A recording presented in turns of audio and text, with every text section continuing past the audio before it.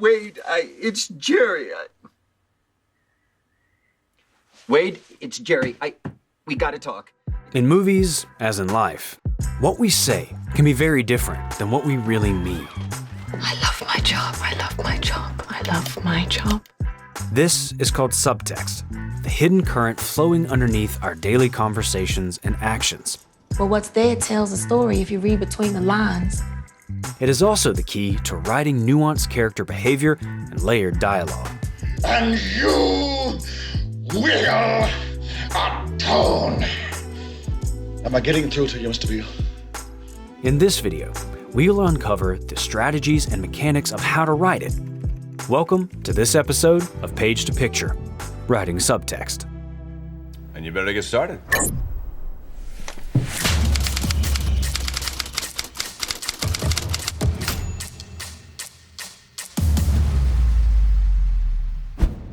We've covered screenwriting topics like the 4 types of endings and how to write a great villain. What topic should we cover next? Make sure to subscribe and enable notifications to get more videos like this. To really examine how subtext works on the page, we've imported these scripts into StudioBinder's screenwriting software. Pencils out, let's get started. One of the things that keeps cropping up is this about subtext. Plays, novels, songs, they all have a subtext, which I take to mean a hidden message or import of some kind. Subtext refers to the motivations and truths beneath our words and actions. It is the unspoken meaning beneath the surface of everything we say and do. We can trace this idea back to one of the seminal figures in theater, Konstantin Stanislavski, who said, "Keep in mind that a person says only 10% of what lies in his head. 90% remains unspoken." In other words, subtext is all about what's left unsaid. Stanislavski's lesson is for actors to understand what their character is thinking and feeling, but it also applies to writers who need to understand the inner workings of these characters just as much as the actors portraying them. So, how is subtext created? The easiest way to understand this concept is with this simple formula. Subtext is the sum of 2 things added together: text and context. Text is the words or actions in question. It is the spoken dialogue. They are coming. Or it is the action performed. By themselves, these words and actions have meaning. I really hate you. But there can also be a secondary meaning underneath it. The subtext. For example, in The Princess Bride, Wesley uses a specific phrase to hide his true feelings for Buttercup. As you wish, as you wish, as you wish.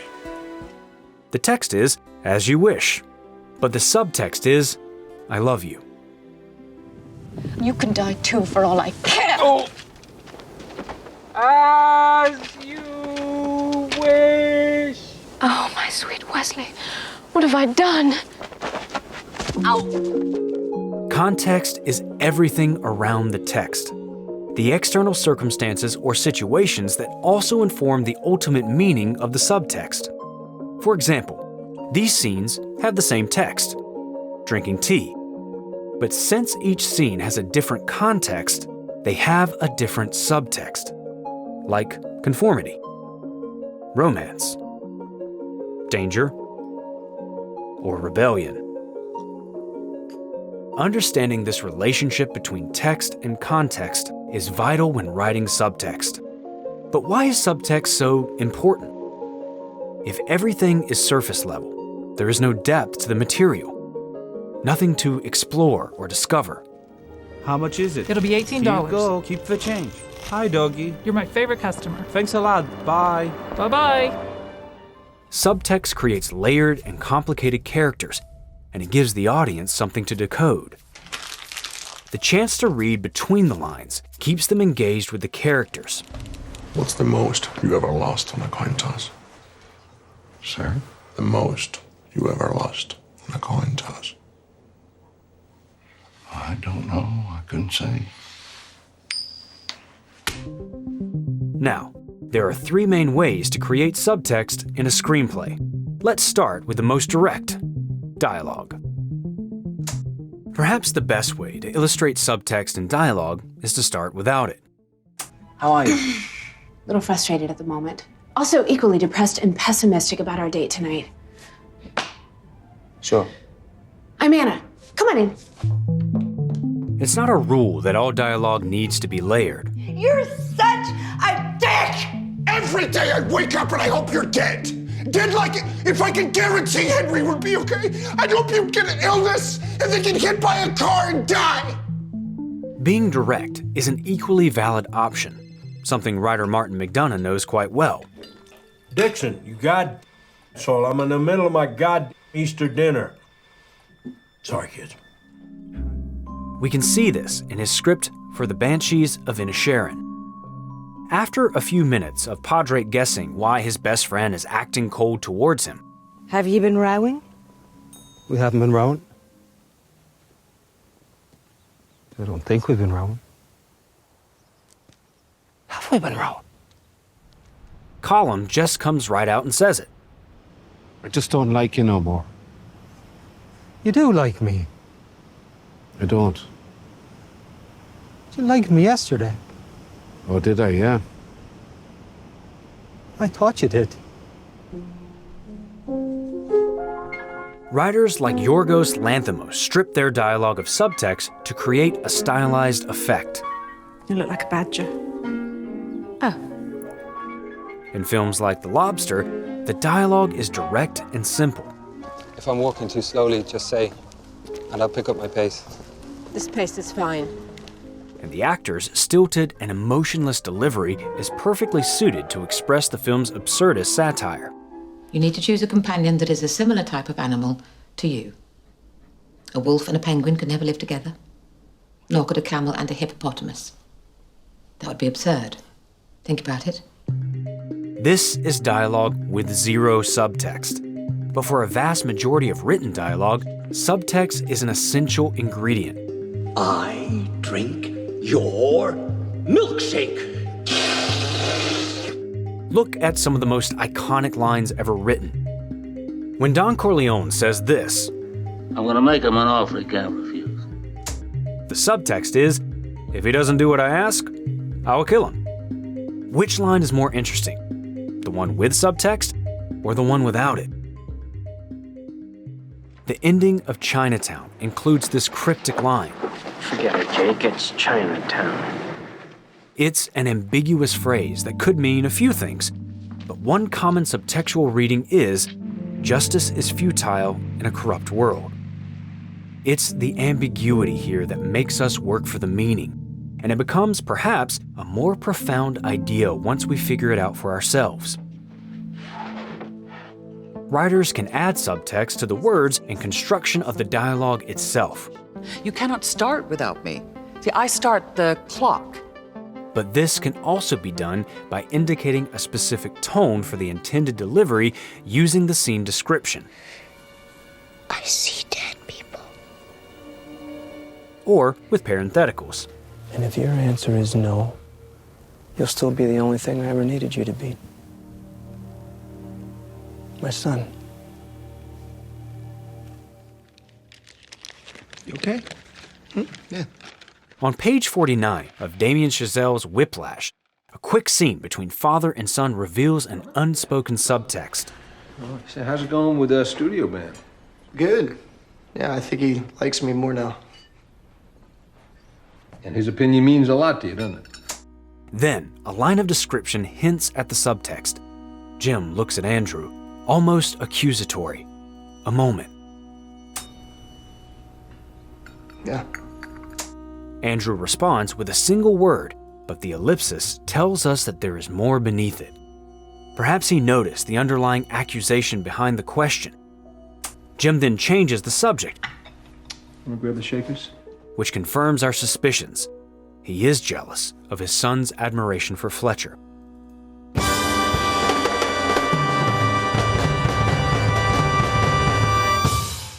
Like the scene description, parentheticals can help target a specific line for subtext.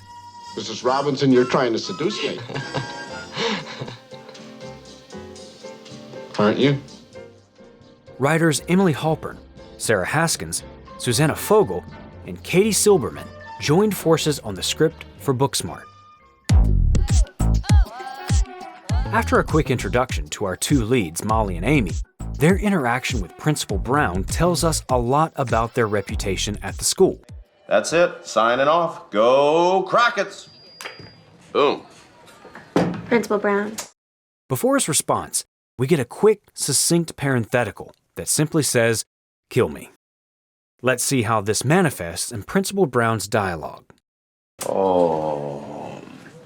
Hi, Molly, Amy. What's shaking?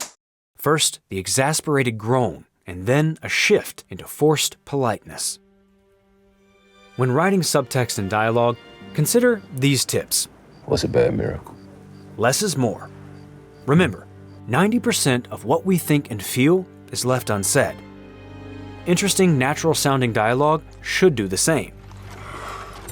All right, then, keep your secrets. Dialogue isn't the only outlet to explain what's under the surface. Use the scene description or parentheticals to give the actor subtextual clues to inform their tone and delivery.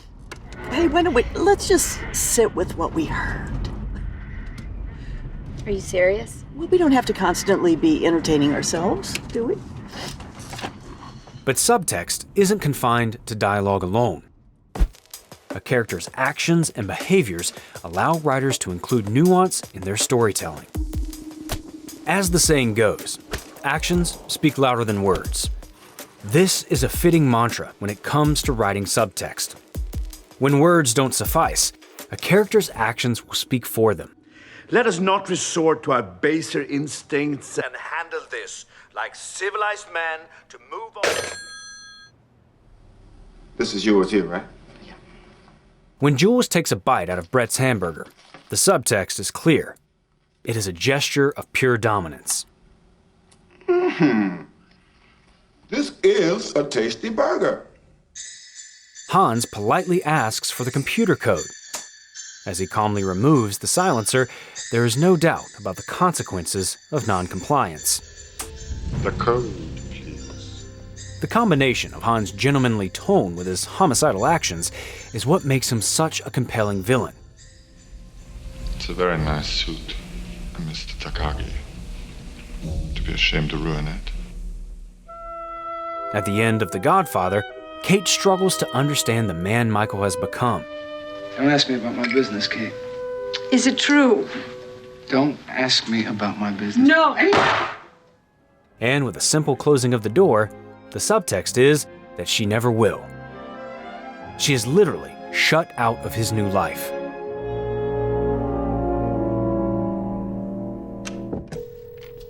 On page 11 of David Koepp's script for Panic Room, Sarah tries to pour herself some more soda, but Meg stops her. Hey, enough. Sarah sees her mother struggling with her recent divorce and voices her support. Don't.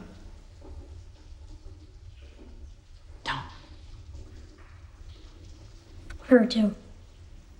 I agree. But don't. And then Meg herself pours the soda.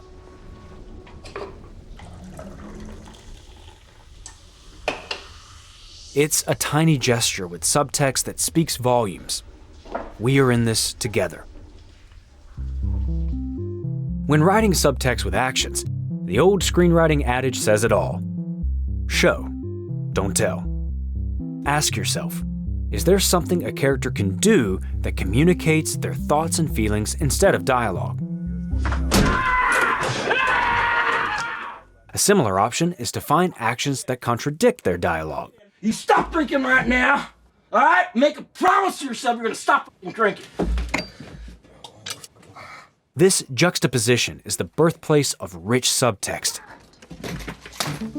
Using a character's actions to communicate subtext is a fantastic option. If we go a level deeper, we can see how the actor's performance is also a common and useful opportunity. Good actors don't simply recite their lines. Their performance includes layers of meaning through their body language. As Robert McKee notes, Actors are not marionettes to mime gestures and mouth words. They're artists who create with material from the subtext, not the text. Does the character make eye contact, or do they avoid it? Do they fidget, slump in their chair, or stare into the distance? In all cases, there is subtext behind those performance choices. A rule of thumb in screenwriting is to avoid telling the director how to direct and telling the actor how to act. We didn't come walking on in the middle of the scene and say, don't do this. Yes, we did. We did. All right. That being said, the writer, actor, and director should all be on the same page with what a character is thinking, doing, and saying. This starts with the screenwriter before being interpreted by the actor and director. Let's look at an example of how the screenwriter's text on the page can be turned into subtext in the performance. Consider this scene from Moonlight on page 87. Black and Kevin haven't seen each other in years, and underneath their reunion is tension and nervousness. What's up, kid? Hell, man, what you doing down here? I mean, it's... The trauma in Black's life has created a deep insecurity in him. Notice how screenwriter Barry Jenkins describes this internal conflict when all of his instincts tell Black to leave before he gets hurt again. Kevin is nowhere to be found. There's nothing between Black and the door. The door. That's the text, simply written but evocative. Writers like Jenkins understand how to give the actor just enough to allow their performances to shine. Now, let's see how the subtext manifests in the performance.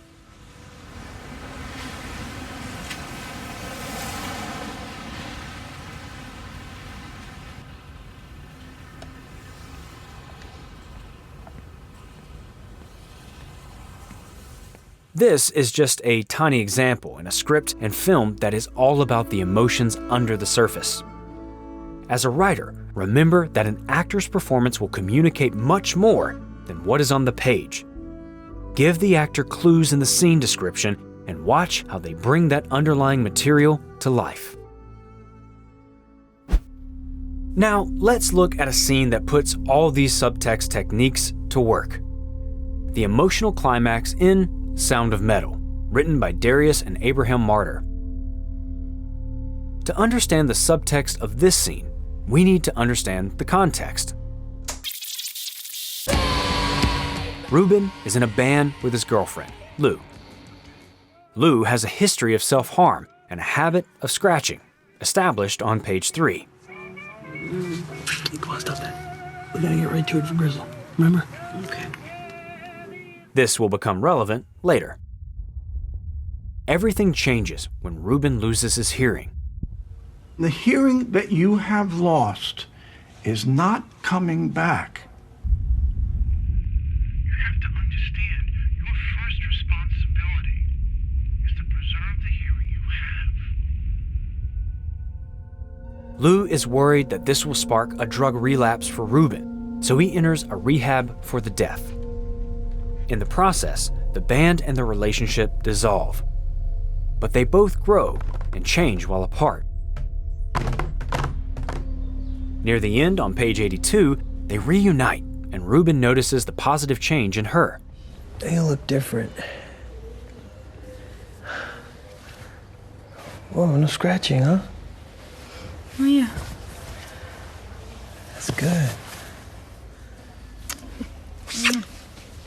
Later, Ruben and Lou discuss getting themselves and the band back together. We gotta get back into it, you know? We gotta get back on it. We gotta get back in the groove, huh? Don't you think? Right, like with the tour stuff? Yeah, the tour, everything. Like, we just gotta get back on it, you know? Everything. The album, the tour, you know? Yeah. In the description, Ruben notices her scratching her arm in the same spot she used to scratch. Hey. Here, the act of scratching is full of subtext. It represents everything negative from Lou's former life. Noticing this old, destructive habit returning, Ruben has an epiphany. Ruben's eyes take in the truth of Lou now, she can't go back with him, and he can't stay. The revelation is devastating. Ruben understands that getting back together would only set her back, ruining the progress she has made. And so, he lets her go. It's okay, Lou. What? What's the subtext of this phrase? It's okay could mean that Ruben is releasing her of responsibility for his well-being. It's okay could mean that he will be fine, and so will she. Or it could be both of those things, and more. The Martyrs screenplay is full of rich subtext like this. And the dialogue? You don't need to fix anything here. And woven into the description to inform both character actions and performances.